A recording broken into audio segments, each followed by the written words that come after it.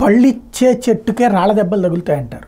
అట్లాగే సంక్షేమ పథకాలని ఇంటికి చేర్చినటువంటి వాలంటీర్ తన జేబులో డబ్బులు ఏమి ఇవ్వట్ల, ప్రభుత్వం డబ్బులే. కానీ చిత్తశుద్ధితో చేశాడు, నాన్ కరప్టెడ్గా చేశాడు, లేదా నాన్ కరప్టెడ్గా చేసింది.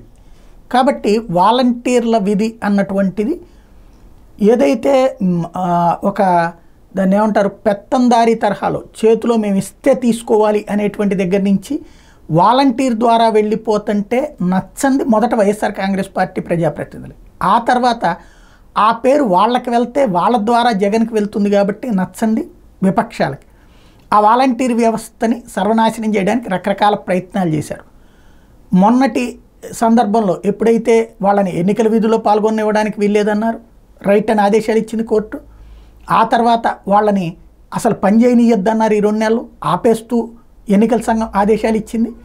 ఇచ్చాక వృద్ధులు రోడ్డెక్కి మళ్ళీ పెన్షన్లు తీసుకోవాల్సి వస్తే ప్రాణాలు కోల్పోయేటప్పటికి వెంటనే మళ్ళీ వాలంటీర్లు కాకపోతే ఇంకోళ్ళ చేత ఇప్పించలేరా అని అడుగుతున్నారు. అంటే వాలంటీర్ల గొప్పతనం తెలిసింది అక్కడ.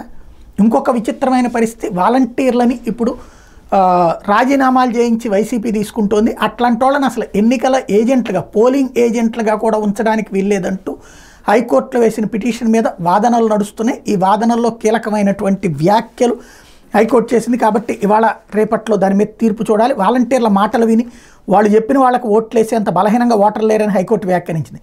వాలంటీర్ లబ్ధిదారు మధ్య ఉన్న అనుబంధం వాలంటీర్ రాజీనామాతో తెగిపోతుందని స్పష్టం చేసింది. అట్లాంటప్పుడు వాలంటీర్ చెప్పినట్టు ఓటర్ ఎందుకు చేస్తారని ప్రశ్నించింది. వాలంటీర్లు తమ జేబులో నుంచి తీసి డబ్బు ఏమీ ఇవ్వడం లేదని, అలాంటప్పుడు వాళ్ళ మాటలకు ఓటర్ ఎందుకు వింటారని పిటిషనర్ నిలదీసింది. ఎవరైనా కూడా ఓటర్ని పోలింగ్ బూత్ వద్దకు వెళ్లేంత వరకే ప్రభావితం చేయగలిగే అవకాశం ఉంటుందని అభిప్రాయపడింది. పోలింగ్ బూత్లోకి వెళ్ళాక ఓటర్ తనకు నచ్చిన వాళ్ళకే ఓటు వేస్తారని చెప్పింది. రాజీనామా చేశాక ఎవరైనా వాలంటీర్ ఏదైనా ప్రాంతంలో ఎన్నికల ప్రచారంలో పాల్గొన్నట్టు ఆధారాలు ఏమైనా ఉన్నాయా అని ప్రశ్నించింది. మొత్తం వాలంటీర్లు అందరూ ఎంతమంది పనిచేస్తున్నారు, రాజీనామా చేసిన వాళ్ళందరూ తదితర వివరాలను తాము ముందుంచాలని ఎన్నికల సంఘాన్ని ఆదేశించింది. తదుపరి విచారణ బుధవారానికి వాయిదా వేసింది. ఇవాళ తేలుతుంది. ఈ మేరకు న్యాయమూర్తి జస్టిస్ బొప్పూడి కృష్ణమోహన్ మంగళవారం ఉత్తర్వులు జారీ చేశారు. ఎన్నికలు పూర్తయ్యేంత వరకు వాలంటీర్ల రాజీనామాలను ఆమోదించకుండా ప్రభుత్వాన్ని ఆదేశించాలని కోరుతూ భారత చైతన్య యోజన పార్టీ బీసీవై అధ్యక్షుడు బోడే రామచంద్ర యాదవ్ హైకోర్టులో పిటిషన్ దాఖలు చేశారు. ఈ వ్యాజ్యం మీద మంగళవారం న్యాయమూర్తి జస్టిస్ కృష్ణమోహన్ విచారణ జరిపారు. కేంద్ర ఎన్నికల సంఘం తరపు న్యాయవాది శివదర్శన్ వాదనలు వినిపిస్తూ వాలంటీర్లు ప్రభుత్వ ఉద్యోగులు కారని, ఎన్నికల విధుల్లో పాల్గొనకుండా పోలింగ్ ఏజెంట్గా వ్యవహరించకుండా వాలంటీర్లను ఎత్తినిస్తూ ఎన్నికల సంఘం ఆదేశాలు జారీ చేసిందని చెప్పారు. ఒకవేళ వాలంటీర్ రాజీనామా చేస్తే వాళ్ళపై ఎన్నికల సంఘానికి ఎట్లాంటి నియంత్రణ ఉండబోదని చెప్పారు. వారిపై ఎలాంటి చర్యలు తీసుకోలేమని స్పష్టం చేశారు. వాళ్ళకి సైతం ప్రాథమిక హక్కులు ఉన్నాయని, ఇష్టానుసారం రాజీనామా చేసే హక్కు వాళ్ళకి సైతం ఉందన్నారు. వాలంటీర్లు ఎన్నికల ప్రచారంలో పాల్గొన్నట్టు పిటిషనర్ ఎలాంటి ఉదంతాలను పొందుపరచలేదని చెప్పారు. అందరి వాదనలు న్యాయమూర్తి విచారణ వాటికి వాయిదా వేశారు. ఇక్కడ పిటిషనర్ రామచంద్ర యాదవ్ తరపు న్యాయవాది ఉమేష్ వాదనలు వినిపిస్తూ అధికార పార్టీకి సహకరిస్తున్నారన్న ఆరోపణలతో వాలంటీర్లను ఎన్నికలు దూరంగా ఉంచుతూ ఎన్నికల సంఘం ఆదేశాలు జారీ చేసిందన్నారు.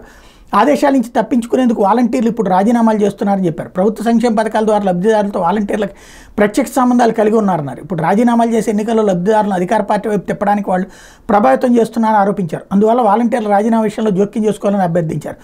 పిటిషనర్ తరపు న్యాయవాది వాదనల మీద న్యాయమూర్తి స్పందిస్తూ వాలంటీర్లు ఓటర్లను ప్రభావితం చేసి ఆయా పార్టీల అభ్యర్థులకు అవకాశాలను ప్రభావితం చేయడం సాధ్యమని ప్రశ్నించారు.